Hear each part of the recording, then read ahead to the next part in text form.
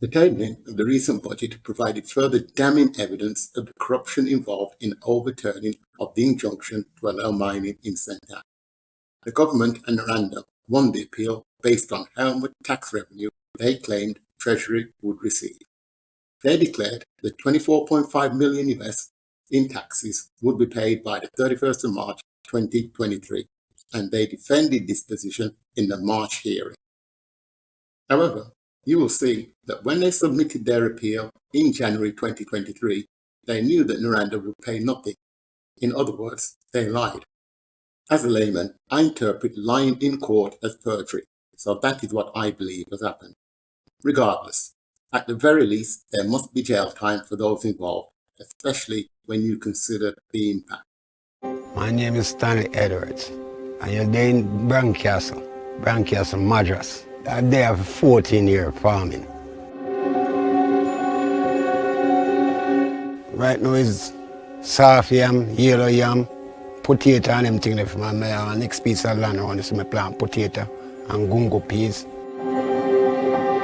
When we raise the food, we can send it out and help the family and them things there. So I have 3 daughters. I go to school and my grandpicking them. So until I reap now, I have to get them packaged to school and them have to eat food and them things there, you understand? My name is Cyril Anderson.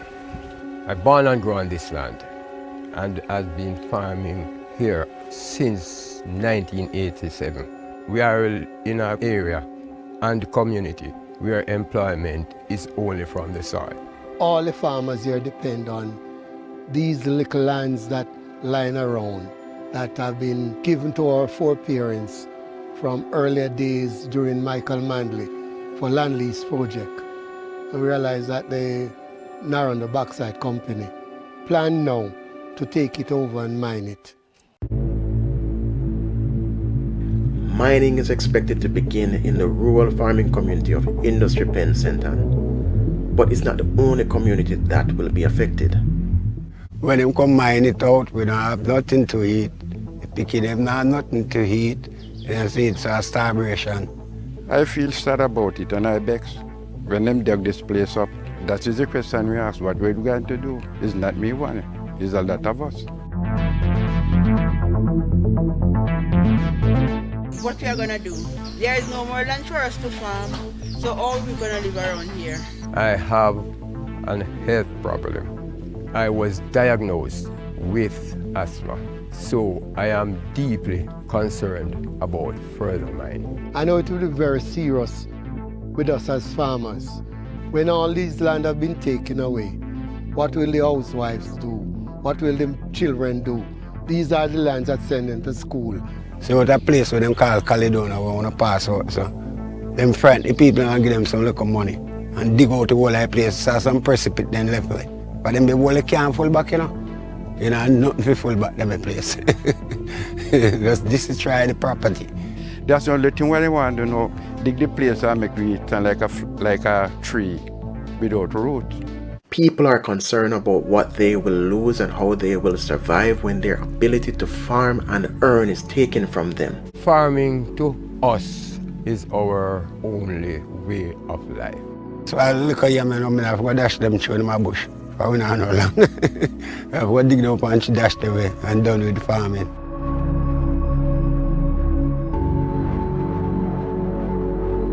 Let us stand up for what is right.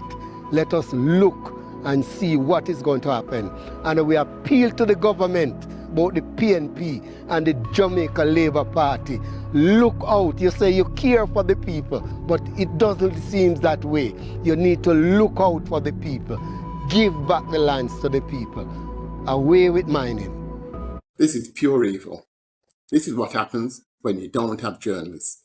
The PM is evicting these elders from their land. He's destroying their lives and driving them into poverty because he believes the lives of foreign investors are more important. The only reason for mining is to sell bauxite to benefit the country, but no one has investigated how much money we earn from the industry. Well, the PM is giving away our bauxite, and believe it or not, it actually gets worse. When the locals took legal action and got an injunction to prevent mining, his government teamed up with a mining company to get it overturned.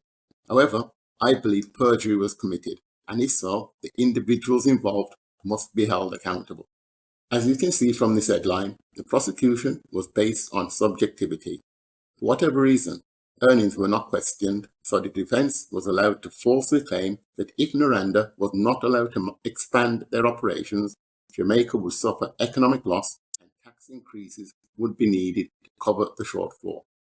None of the companies paid the bauxite levy, and the country is surviving without it, so this was the first blatant lie told in court. The Noranda manager, Delroy Dell, is on the record stating that mining contributes over $500 million US annually into the economy. Well, to defend his position of financial importance, you would have expected him to submit how much his company contributed in the past. For instance, in 2020, we contributed $250 million US in tax to the Treasury. But Dell couldn't do that because the company is a parasite, so projections were submitted. Noranda is not a bloody startup. It has been operating for decades, so I am baffled why the judges or the prosecution didn't demand evidence of its past contributions. The local media picked his side and did not ask for any evidence of the wild claims that were made. However, the legal action created a monumental problem for Noranda and the government, because they had to provide a projection for the then current financial year 2020-23. A number can be invented for projections for years ahead, but the current year is different. This is a payment that is expected to be made within months, but Noranda was not paying the levy. And Noranda didn't plan to mine in the contested area during this period, so the payment would be nothing. And a company that is not paying tax cannot have a defense built on its importance to the Treasury, so their position was untenable. Therefore, a payment had to be created, and that amount was $35 million US, which included a levy payment of $24.5 million, or around 3.7 billion Jamaican dollars. Here are the projected levies submitted by the government and Noranda to the court.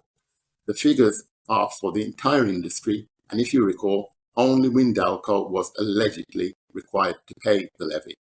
The defense claimed that the Treasury would receive 4.9 billion Jamaican dollars by the 31st of March 2023, and 3.7 billion of it would be from Noranda. The remaining 1.2 billion would be from Windalco.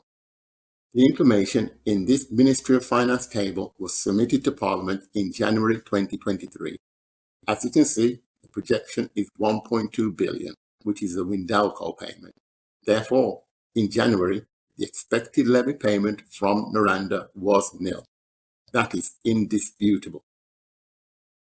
However, the government and Noranda submitted their appeal in January, still maintaining that the Treasury would receive 24.5 million and maintain that position in the March hearing. This appears to be perjury. They knew that the levy payment was zero, but submitting an appeal and adding insult to injury, they won. The tabling of the recent budget further exposed the deception. To reiterate, the government and Noranda won because they used dodgy projections to convince the judges that Jamaica would suffer considerable economic loss. Bottom section of this image is from the 2024-25 fiscal policy paper presented in mid-February 2024. When compared against the numbers submitted to the court, they should be similar, but it clearly shows that all the projections were inflated. The provisional amount for 2022-23 is 1.3 billion, not 4.9 billion. That's 75% lower. The estimate for 2023-24 is 1.3 billion, not 8 billion. That's 85% lower. The projection for 2024-25 is 0.9 billion, not 5.6 billion. Again, 85% lower. And the projection for 2025-26 is nothing. Nobody's going to be paying the levy. It's not 5.8 billion. This is outrageous, man. Noranda is currently destroying Santan, but as you can see, the projections indicate that the company won't be paying the levy in the future. And there's no evidence that a cent from the 35 million was paid. Lies, lies, and yet more lies. And let me just add, we should get billions for bauxite, so the figures are actually a fucking insult. Mining should be immediately halted whilst an investigation is conducted. Let me remind you of what the traitor said in 2019. I want it to be absolutely clear to the Jamaican citizens that this government is the government of the environment. So we are not the government that will trade off economic benefit for environmental costs. That is not this government. So yes, we hear the complaints. Yes, we hear all that is happening on social media and what is being said. But I want to reassure the Jamaican people that this government will be responsible with our environment. You cannot believe a word from him. He has given himself the moniker Builder when Chief Destroyer is more apt, and St. Anne is his legacy. He doesn't care. The Inter-American Commission on Human Rights informed his government that allowing Miranda to mine would violate the human rights of the locals. But the commission was not only ignored, it appears perjury was committed to aid the enrichment of the colonizers. The parliamentarians believe that the lives of investors are far more important than ours, so they cannot be voted for. However, not voting is not working and will never work, so we need independent candidates. Most of us are disillusioned with politics, but not being involved has resulted in what we see today. And because we don't have any interest in power, this vacuum is filled by the nefarious, and none are worse than the current mob in Gordon House. So now, I'm considering standing as an independent in the next election, and I'd like to hear your thoughts. However, going forward, we need to organize a national day of protest. Patriots in the US are mobilizing. In January, some of them protested outside the consulate in Miami, and on May 10, they will do so again in New York City. The Diaspora Crime Intervention and Prevention Task Force and One Jamaica Legal Defense Foundation invite Jamaican patriots and friends in the tri-state area to the second staging of a call to action. Meet us on Friday, May 10th, 9 a.m. to 1 p.m. at Jamaica's Consulate, located at 300 East 42nd Street, corner 2nd Avenue in Manhattan. We need to join them on May 10.